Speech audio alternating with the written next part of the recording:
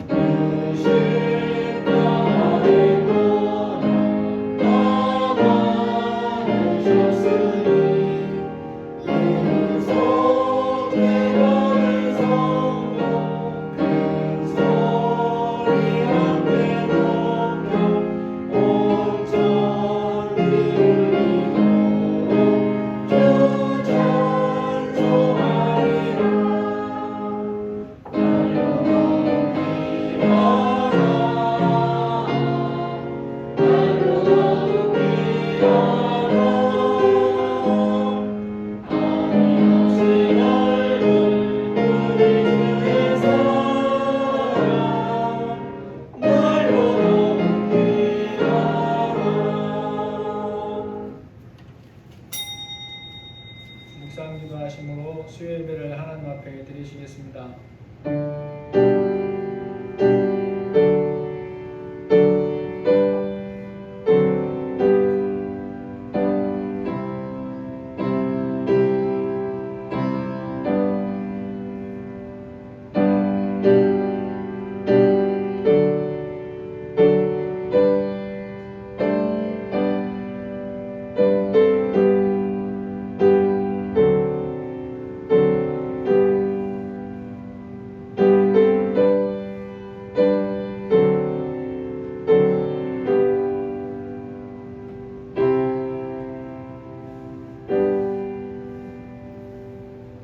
사도신경으로 신앙 고백하시겠습니다.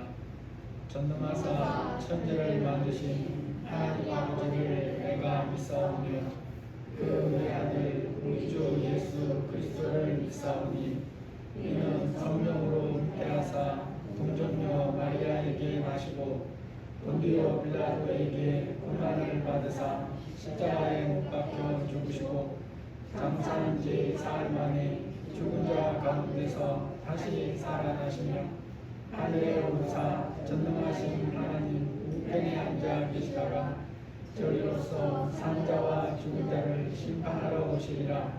성령을 믿사오며 거룩한 공예와 성도가 서로 교통하는 것과 죄를 사하여 주시는 것과 몸이 다시 사는 것과 영원히 사는 것을 믿사옵나이다. 아멘. 장로가 290장입니다.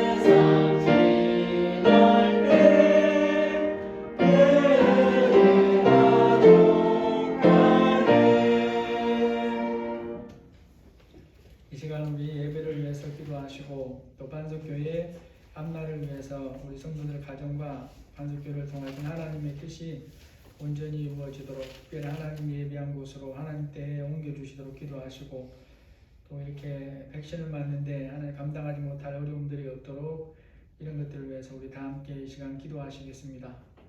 하나님 감사합니다.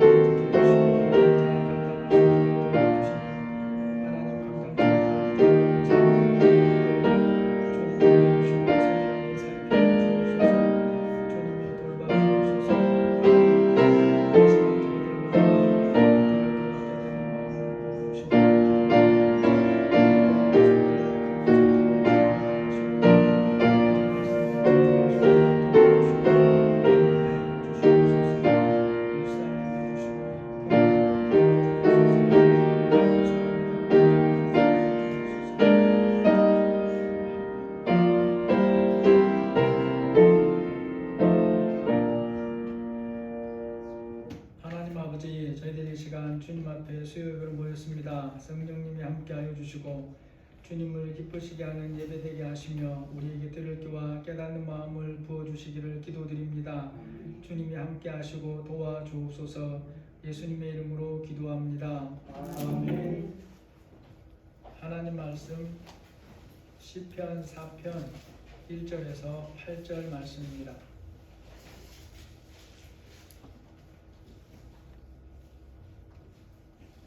시편 4편 1절에서 8절입니다.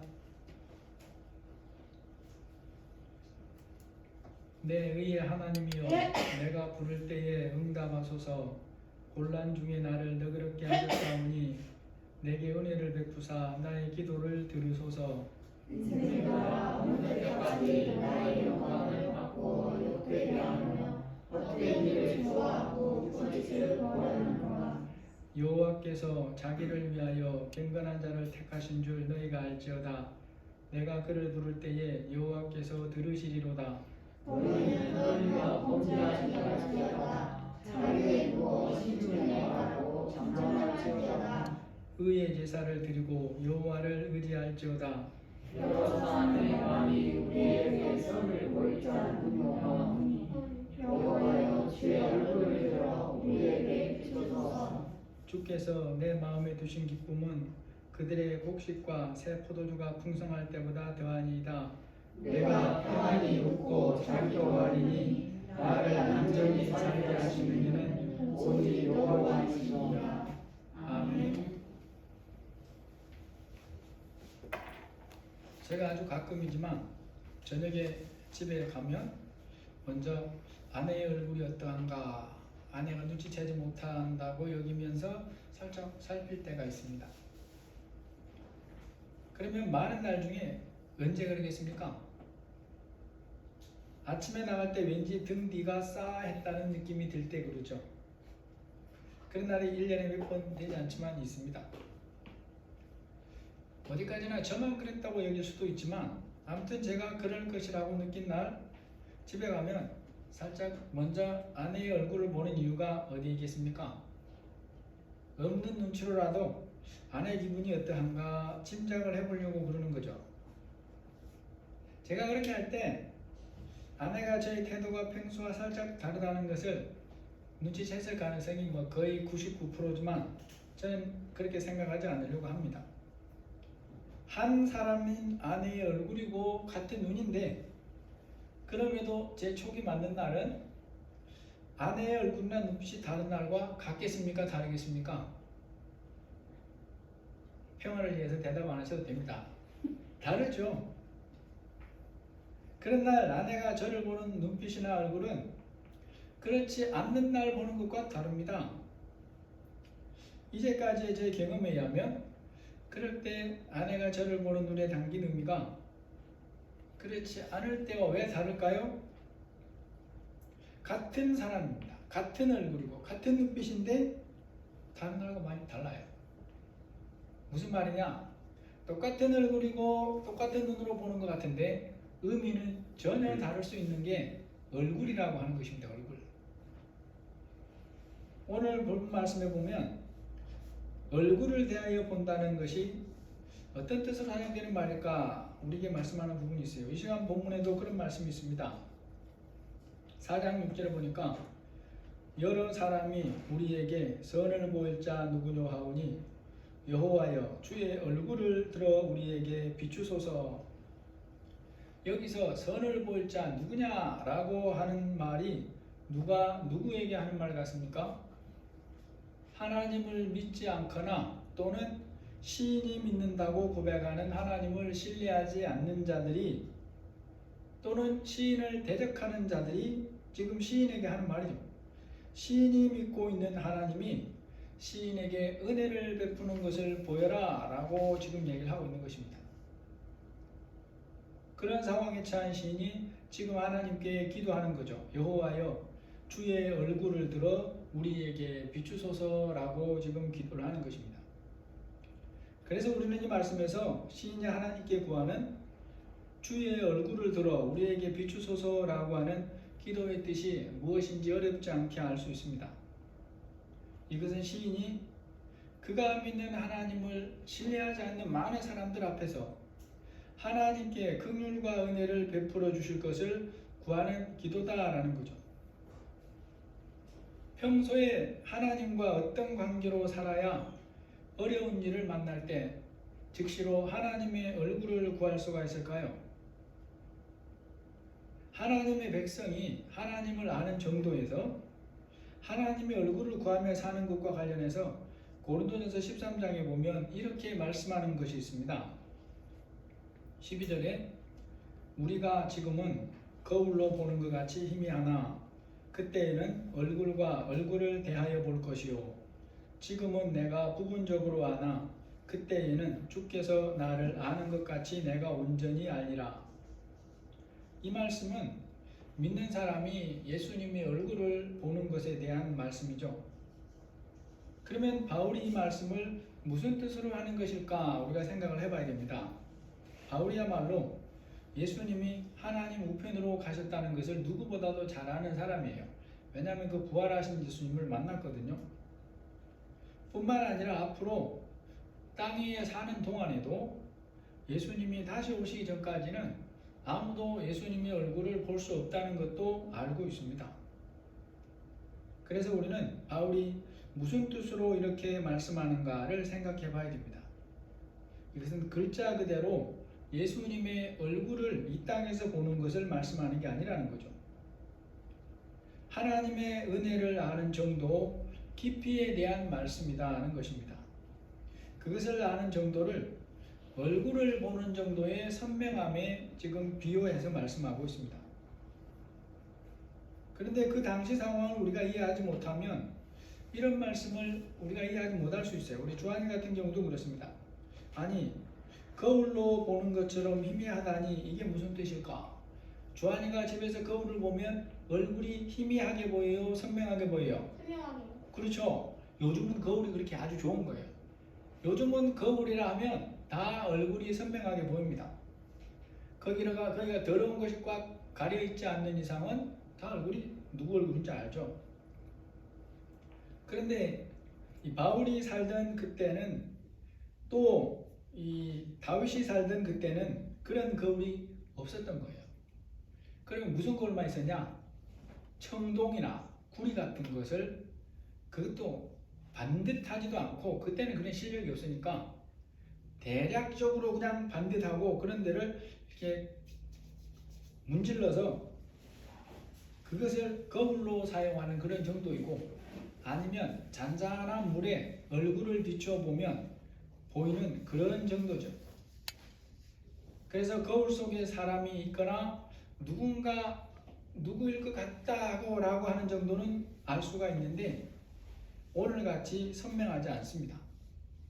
그리고 더군다나 거기에 약간의 이렇게 녹이나 먼지가 끼면 때로는 누군지조차도 알아보지 못하는 정도죠. 고린도전서 13장에서 이 말씀을 통해 바울이 고린도 교인들에게 가르치고자 하는 교훈은 초대교회 당시 성도들이 예수님과 은혜를 아는 깊이에 대한 말씀이다 라는 거죠. 그들이 복음을 듣고 예수님을 믿었고 또 초대교회 특별히 성령 충만한 사도들에 의해서 양육을 받고 있지만 그럼에도 주님에 대해 아는 정도는 마치 청동 거울을 통해 얼굴을 보는 것 정도로 희미하다, 이 말씀을 지금 하는 거죠.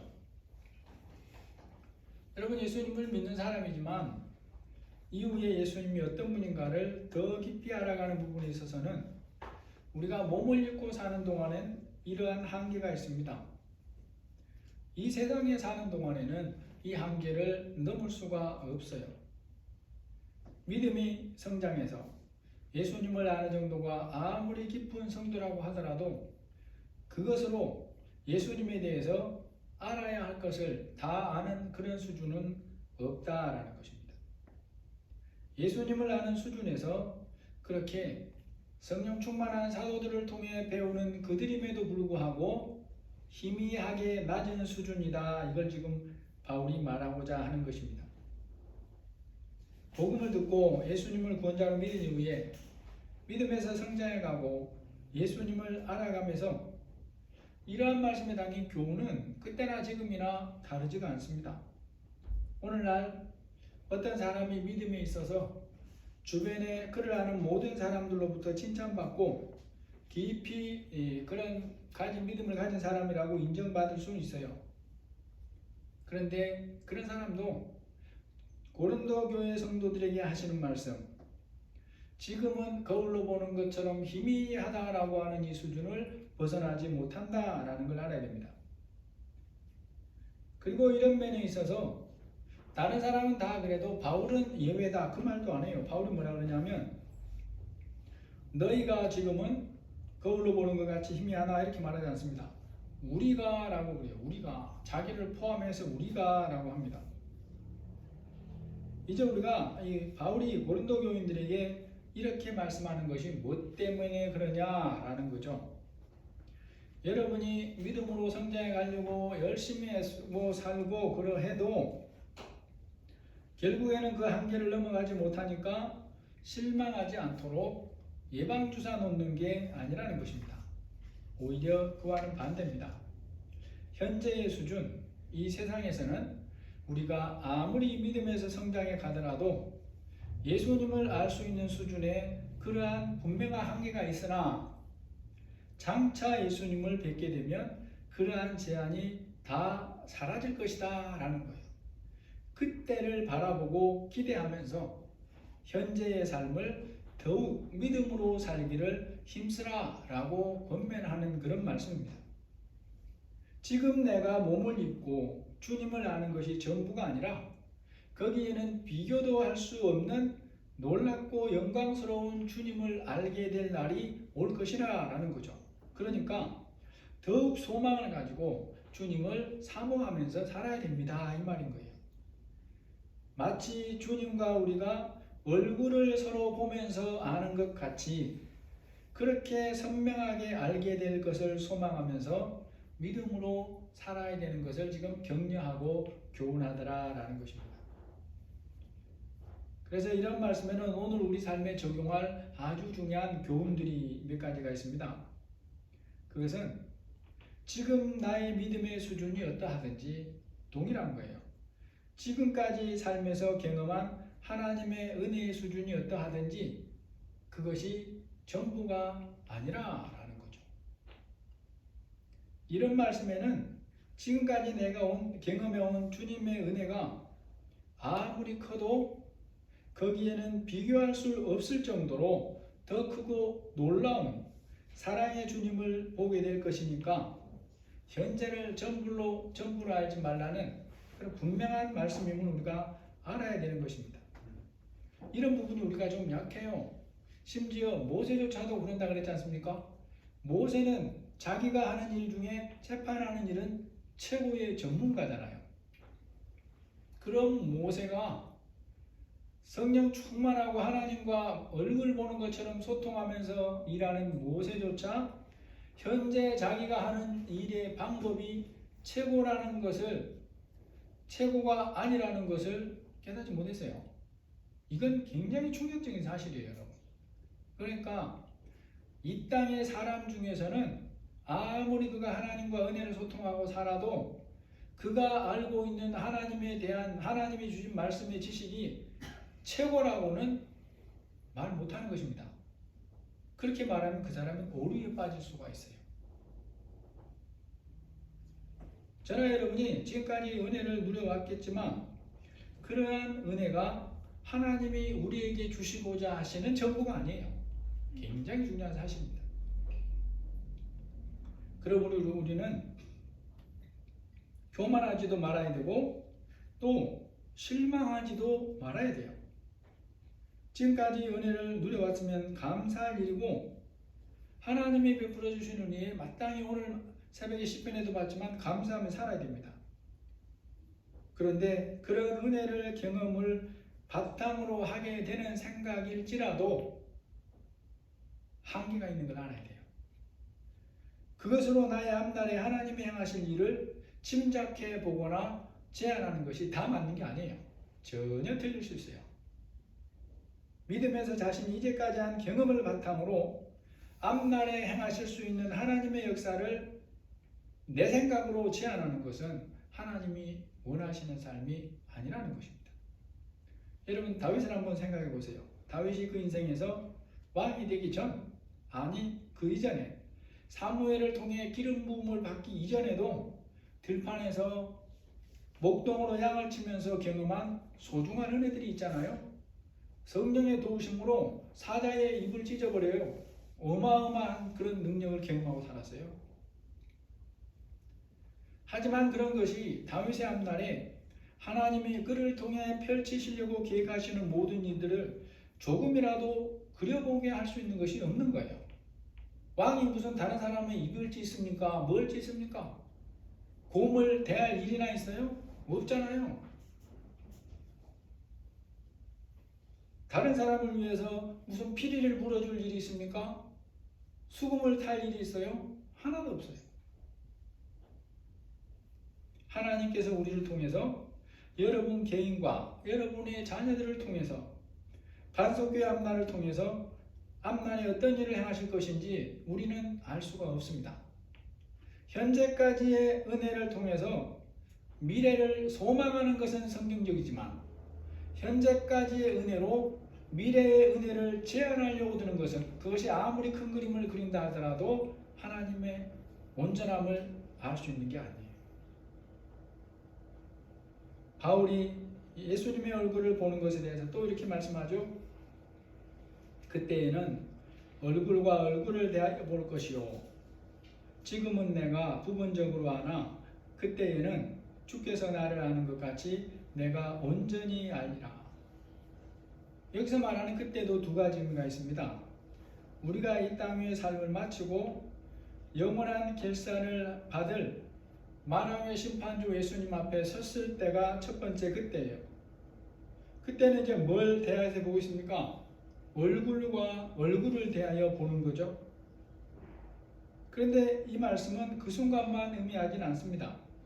그 시간을 지나서 영원한 하나님 나라에 들어가서 주님과 함께 영원한 삶을 사는 때, 그때를 또한 의미하는 거예요. 그 시간이 되면 우리가 어떤 모습으로 주님과 함께 사냐라는 거죠. 그때는 주님이 나를 아시는 것 같이 우리도 누구를 알 수 있습니까? 주님을 알 수 있다라고 하는 그런 모습입니다. 여러분, 예수님을 얼굴로 만날 그때, 예수님을 구원자로 믿고 믿음으로 살아온 사람들이 예수님에 대해 알게 되는 수준이 어떤 수준인가를 우리는 그림으로라도 그려보면서 기대를 해야 되는 거예요. 현재 이 땅에서 믿음이 좋다는 어떤 사람들의 소수의 모습이나 심지어 모세나 선지자나 사도들이 바울이 우리에게 전해준 그 모습도 전부가 아니라는 거죠. 만약에 그런 정도 수준을 말하는 것이라면 우리는 굳이 기대할 게 없어요.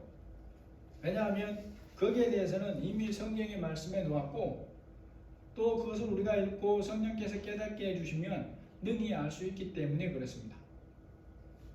그러므로 이 말씀은 그러한 수준으로는 알 수 없는 더 높은 수준을 말하는 거예요. 사람이 서로가 얼굴을 보면서 서로의 얼굴이 어떻게 생겼는가를 설명하지 않아도 알게 되는 것처럼 저나 여러분이 예수님을 그런 수준으로 알게 되는 때가 온다라는 거예요. 누가 굳이 설명할 필요도 없습니다.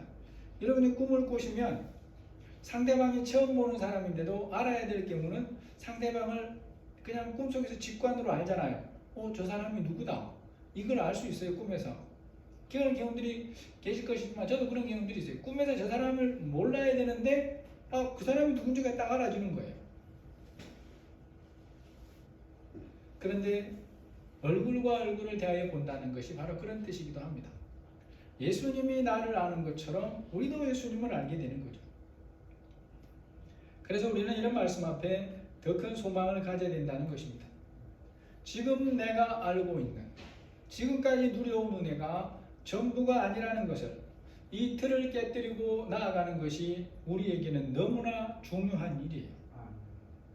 오늘도 누군가가 그랬습니다. 제가 아는 어떤 사람이 자기가 아는 사람이 하나님의 은혜를 지금까지 경험한 것보다 얼마 전에 경험한 은혜가 훨씬 더 컸다, 혹은 그런 은혜 처음이었다, 그런 비슷한 얘기를 했어요. 여러분, 우리는 살아가면서 그런 일들을 계속해서 경험할 수 있습니다. 그런데 그런 경험조차도 이 땅이라고 하는 한계를 벗어나지 못하는 거예요.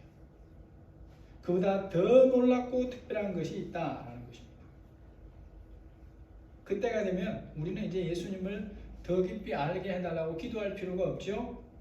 예수님이 왕으로 다스리는 그곳에서 함께 영원히 사는 것입니다. 땅 위에 사는 동안 한 모든 수고에 대해서 하나님이 주시겠다고 준비해 놓은 최고로 좋은 상을 받고 그것을 영원히 누리면서 사는 삶이 되는 거죠. 그러한 삶에 대해서 요한계시록 21장에 보면 아주 조금인데 3절, 4절, 11절에 말씀을 해줍니다. 하나님의 장막이 사람들과 함께 있음에 하나님이 그들과 함께 계시리니 그들은 하나님의 백성이 되고 하나님은 친히 그들과 함께 계셔서 모든 눈물을 그 눈에서 닦아주시니 다시는 사망이 없고 애통하는 것이나 고가는 것이나 아픈 것이 다시 있지 아니하리니 하나님의 영광이 있어 그 성의 빛이 지극히 귀한 보석 같고 벽옥과 수정같이 맑더라. 하나님의 장막이 사람들과 함께 있으니 하나님이 그들과 함께 계시리니. 여러분, 우리가 이 상태를 그려보는 게 쉬운 일이 아니에요. 영원한 하나님 나라 천국에서 하나님의 백성이 어떠한 정도로 가깝고 친밀한 사이로 살게 되는가를 사람 수준에 낮추어서 이해할 수 있도록 표현한 게 이 정도입니다. 그래서 우리가 이것을 읽기는 하지만 그려보는 것은 힘들어요. 왜냐하면 하나님은 영으로 계신 분이기 때문에 그렇습니다. 영으로 계신 하나님이 천국에서 어떤 모습으로 자기 백성과 함께 하실 것인가, 몸을 입고 있는 우리는 그려보기가 어렵잖아요. 이게 이제 차원의 다름이죠. 그래서 우리는 이런 어려운 말씀을 이해할 때 있어서 성경의 비슷한 말씀을 보면서 우리 수준으로 바꾸어서 이해를 해야 됩니다. 성경에서 여기에 대해서 사람 수준에서 이해할 수 있도록 비슷하게 그려보는 것이 이스라엘 백성들에게 있어요. 그것이 바로 하나님께서 성막을 통해서, 성전을 통해서 백성 중에 임해 계시는 모습입니다. 출애굽기 25장에 보면 하나님께서 모세에게 성막을 지으라 라고 말씀해요. 그래서 하나님이 그 성막에 임재하심으로 백성들과 함께 하시겠다 라고 말씀을 해줍니다.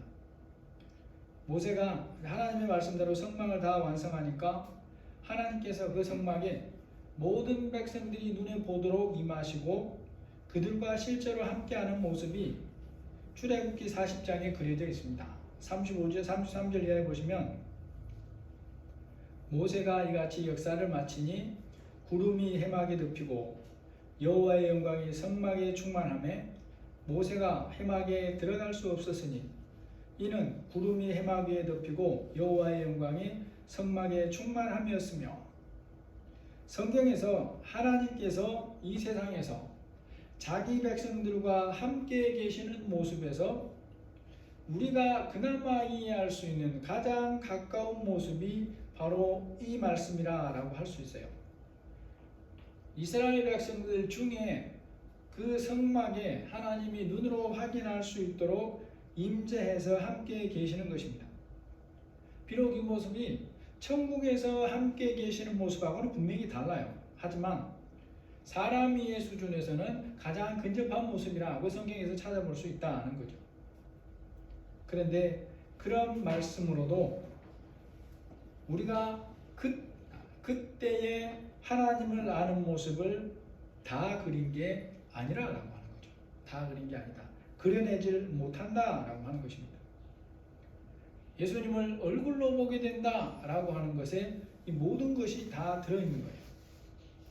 그러므로 우리는 이 세상에서 예수님을 믿는 사람으로서 보이는 어떤 것에도 마음을 빼앗기지 않아야 된다라는 것입니다. 얼굴로 보게 될 주님을 믿고 의지하며 살아라라는 거예요. 그렇게 살다가 주님의 영원한 부르심의 때에 그곳에 들어가야 된다, 이 말씀이라는 거죠. 여러분, 그러면 그리스도인이 이 세상에 사는 동안에는 어떻게 살아야 하겠습니까?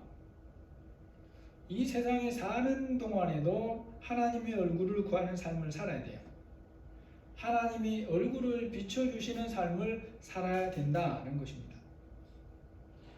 그런데 앞에 잠깐 말씀드렸지만 이 세상에 사는 동안에는 하나님이 특정한 나라나 사람에게 얼굴을 드러내신다는 것에는 한 가지 뜻만 있는 게 아니에요. 두 가지 뜻이 있어요. 여기에는 먼저 하나님이 은혜를 베푸신다는 의미가 들어 있습니다. 하나님께서 은혜를 베푸시고 긍휼을 베푸시려고 그 사람에게 얼굴을 드러내시는 거예요. 그런데 여기에는 또 한 가지, 심판을 위해서 얼굴을 드러내거나 감추신다는 그런 의미의 말씀도 분명하게 있습니다. 감사한 것은 성경에서 하나님이 자기 백성에게 얼굴을 드러내시겠다라고 하는 말씀을 할 때는 많은 경우가 불쌍히 여기시고 은혜를 베풀고 긍휼을 베풀려고 한다는 거예요. 그래서 우리는 하나님의 자녀로서 하나님의 얼굴을 구해야 되고, 그건 곧 하나님의 긍휼과 도우심을 구한다는 말과 같다는 것입니다. 선하시고 사랑이 많으신 하나님이 자기 백성에게 믿음을 가지고 하나님께 나와 얼굴을 구하는 자들에게 기꺼이 은혜를 베풀려고 하시는 거예요. 그때 우리가 알아야 될 것이 가만히 있는 자가 아니라 믿음을 가지고 하나님의 얼굴을 구하는 자들에게 하나님이 은혜를 베푸시고 얼굴을 드러내신다라는 것입니다. 하나님이 자기 백성에게 이런 의미에서 얼굴을 행하시거나 드러내는 면에서 민수기 6장에서 가장 선명하게 하시는 말씀이 있어요. 민수기 6장 24절에 보시면 여호와께서 내게 복을 주시고 너를 지키시기를 원하며 여호와는 그의 얼굴을 내게 비추사 은혜 베푸시기를 원하며 여호와는 그 얼굴을 내게로 향하여 드사 평강 주시기를 원하노라 할지니라. 그들은 이같이 내 이름으로 이스라엘 자손에게 축복할지니 내가 그들에게 복을 주리라. 이 말씀을 보면 하나님께서 자기 백성에게 은혜를 베푸실 때의 모습을 얼굴과 관련해서 두 가지로 표현하고 있어요. 여호와는 그의 얼굴을 내게로 비추사, 얼굴을 내게로 비춘다는 거예요. 얼굴을 내게로 비춘다는 게 무슨 뜻이겠습니까? 얼굴을 그 사람에게로 향한다는 뜻이죠. 그래서 은혜 베풀기를 원하시고 또 한 가지 표현이 있습니다. 얼굴을 내게로 향하여 드사 평강 주시기를 원하노라. 사람들이 많이 모인 곳에서 특정한 누군가를 향해서 얼굴을 향하고 눈길을 그에게로 향할 때는 그 사람에게 뭐가 있어서 그렇습니까? 관심이 있어서 그런 거예요. 눈길로 그 사람을 찾으려고 분명하게 보려고 얼굴을 그에게로 향하는 것입니다. 하나님이 은혜를 베푸실 자를 보시는 것은 하나님이 얼굴을 비추기도 하고 그를 향하여 얼굴을 들기도 한다라고 하는 그런 표현을 사용하고 있어요. 이것이 바로 다른 말로 표현하면 하나님이 관심을 그에게 두신다라는 것입니다. 관심을 그에게 두신다. 관심을 두시는 이유가 은혜를 베푸시기 위함이에요. 그 사람에게 얼굴을 향하시고 은혜를 베풀려고 고개를 드신다는 것입니다. 그래서 성경에 보면 하나님의 백성들에게 하나님의 얼굴을 구하라 라고 하는 말씀들이 곳곳에 있는데 시편 105편 4절에 있습니다. 여호와의 능력을 구할지어다 그의 얼굴을 항상 구할지어다. 시편 94편 9절에도 귀를 지으신 이가 듣지 아니하시랴 눈을 만드신 이가 보지 아니하시랴. 잠언 20장 12절 듣는 귀와 보는 눈은 다 여호와께서 지으신 것이니라. 그러므로 하나님의 백성은 믿음을 가지고 하나님의 얼굴을 구하면서 살기를 힘써야 됩니다. 그런 자에게 하나님이 기꺼이 은혜와 긍휼을 베푸신다라는 거죠. 얼굴을 구하는 자들에게 은혜를 베푸시려고 얼굴을 구하라 라고 하는 것입니다.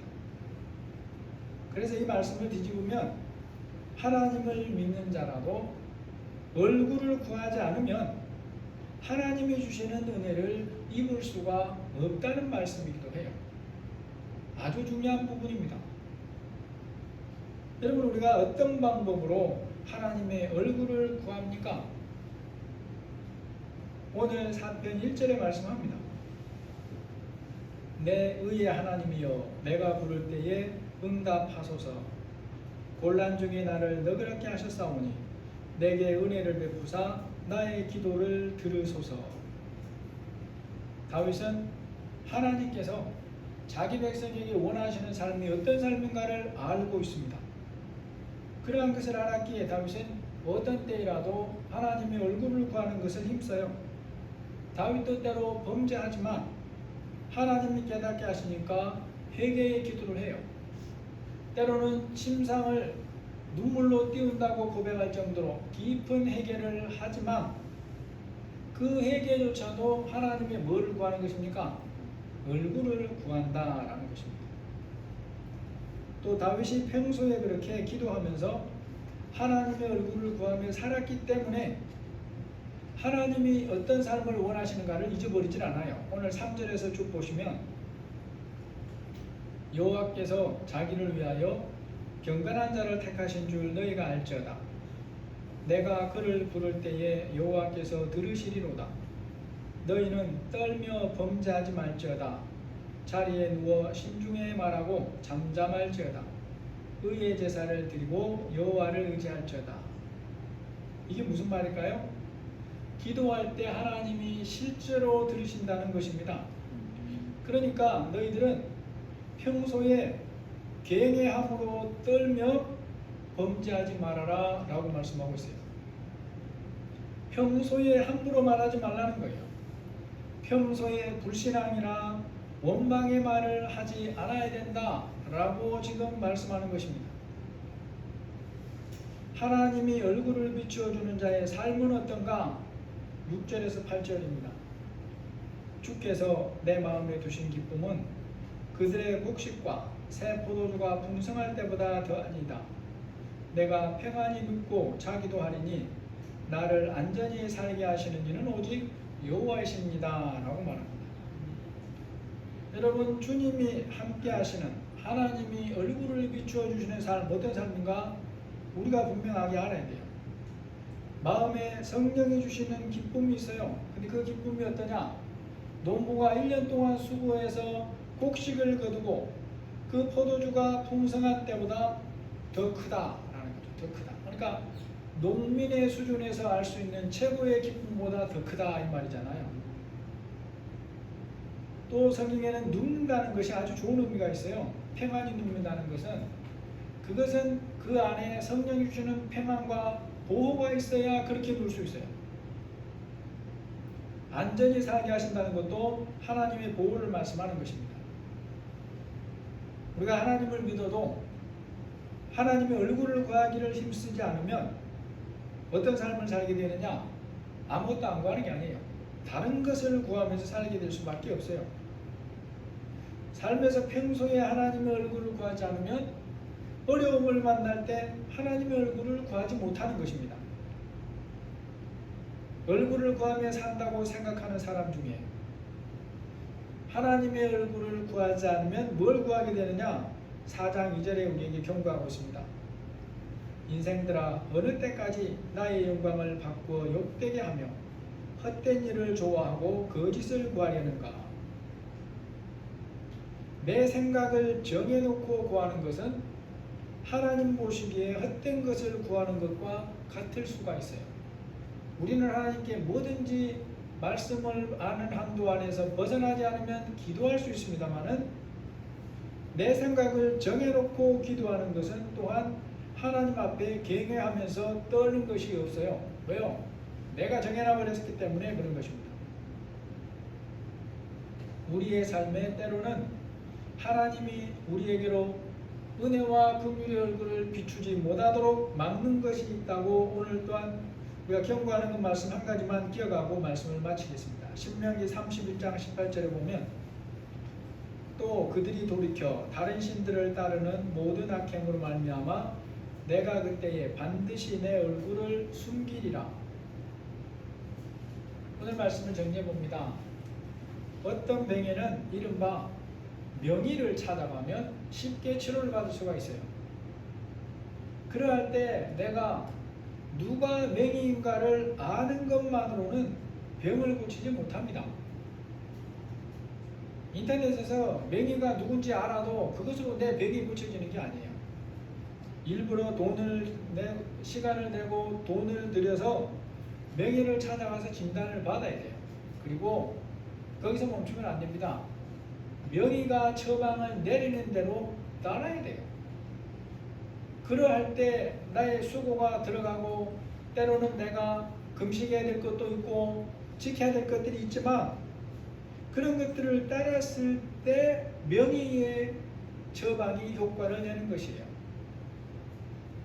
하나님께서 자녀 삼은 우리와 맺기 원하시는 관계가 요한일서 1장 7절에 있습니다. 그가 빛 가운데 계신 것 같이 우리도 빛 가운데 행하면 우리가 서로 사귐이 있고 그 아들 예수의 피가 우리를 모든 죄에서 깨끗하게 하실 것이요 이 은혜를 주시고 이 관계로 살게 하시려고 얼굴을 비추어 주시는 하나님이심을 기억하고 하나님과 이런 관계로 사시기를 예수님의 이름으로 축복합니다. 하나님 아버지, 우리의 연약한 모습들 주님이 아십니다. 우리가 하나님의 얼굴을 구해야 되는데 세상의 다른 것들을 구하려고 할 때가 있습니다. 마땅히 하나님의 얼굴을 구해야 되는데 다른 것들을 통해서 충족을 받으려고 할 때도 있습니다.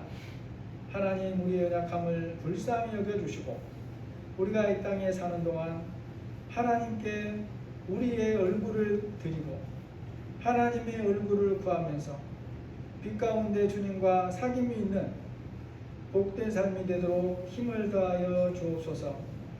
하나님께서 우리의 삶에서 얼굴을 돌리시는 일이 없도록 우리가 하나님과 함께 바르게 살아갈 수 있도록 은혜를 더하여 주옵소서. 하나님 이번 주간 남은 주간에 또 우리 성도님들 중에 백신을 주사 맞는 분들도 있고 또 지난주에 맞은 가족들도 있습니다. 하나님 불쌍히 여겨주셔서 아버지 큰 후유증들 없게 하여 주시고 넉넉하게 잘 감당할 수 있도록 긍휼을 베풀어 주옵소서. 예수님의 이름으로 기도합니다. 아멘. 찬송가 302장입니다.